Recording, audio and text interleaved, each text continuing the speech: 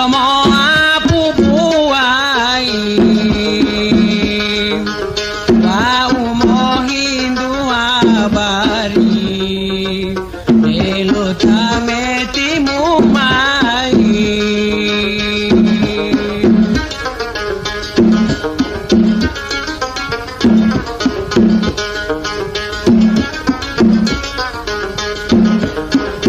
awati olotinda